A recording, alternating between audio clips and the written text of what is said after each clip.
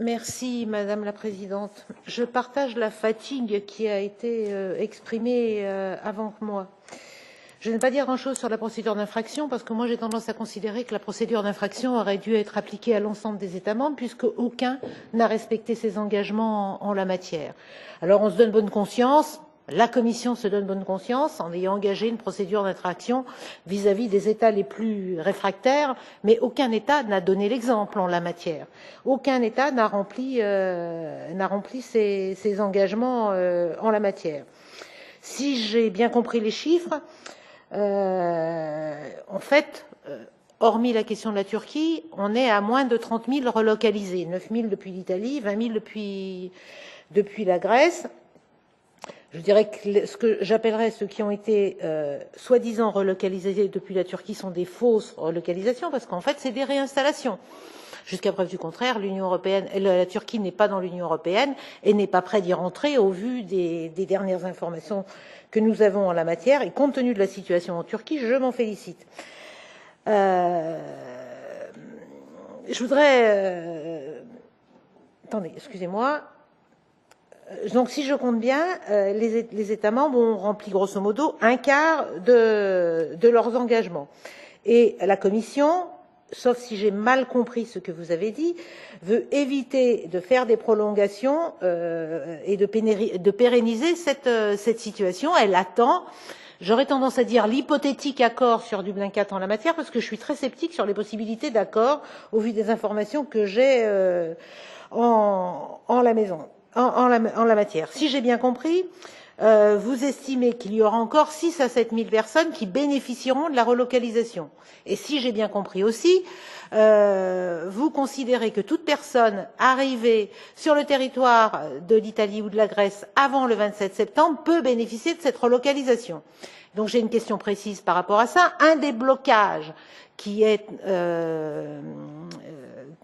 que les États membres opposent en la matière, c'est qu'elles ne veulent relocaliser que des personnes qui ne sont arrivées sur le sol de l'Union européenne avant l'accord UE-Turquie.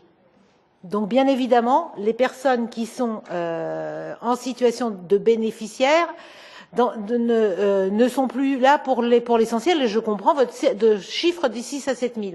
Donc, si le chiffre est bien, si la deadline est bien jusqu'au 27 septembre, qui peut bénéficier du dispositif de relocalisation? Il me semble que cette question-là est tout à fait fondamentale. Par ailleurs, si j'ai bien compris là encore, vous nous avez dit que la police hellénique avait du mal à trouver des personnes qui pouvaient être renvoyées vers la Turquie. J'aimerais bien que vous nous détailliez un tout petit peu ça, parce que je ne suis pas sûre d'avoir tout compris. Je voudrais savoir également quelles sont les nationalités des 10 500 personnes qui ont fait l'objet d'un retour volontaire, dit volontaire, et j'aimerais bien que vous nous expliquiez aussi les choses en la matière. Même question par rapport aux 1925, si j'ai bien compris, personnes renvoyées vers la Turquie. Quel suivi par rapport à ces personnes-là? Ça rejoint des questions qui ont été précédemment posées. Quid de l'argent versé? On sait, pour avoir vu des rapports en la matière, qu'en Turquie, un certain nombre d'enfants sont victimes d'exploitation et de travail forcé. Quelle garantie l'Union européenne a en la matière ou essaye d'obtenir en la matière depuis la Turquie? Et puis enfin, comment vous expliquez, là encore si j'ai bien compris, les nouveaux mouvements dont vous nous avez parlé vis-à-vis des îles grecques et qui sont en contradiction totale avec ce qu'on observe du côté de l'Italie où au contraire, au cours de la même période, les mouvements ont diminué? J'ai une petite idée sur le sujet, mais j'aimerais bien que vous nous donniez votre version des choses. Et puis, je vais vous redire ce que je vous ai déjà dit la dernière fois. Je trouve qu'il y a un certain cynisme, excusez-moi du terme, de dire que le nombre de morts diminue en mer Égée quand on fait la proportion du nombre de morts par rapport au nombre de personnes qui traversent la Méditerranée.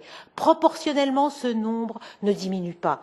Donc ne nous dites pas des choses pareilles, ce n'est pas acceptable, et c'est encore moins acceptable quand on sait que le nombre de morts en Méditerranée, lui, continue d'augmenter.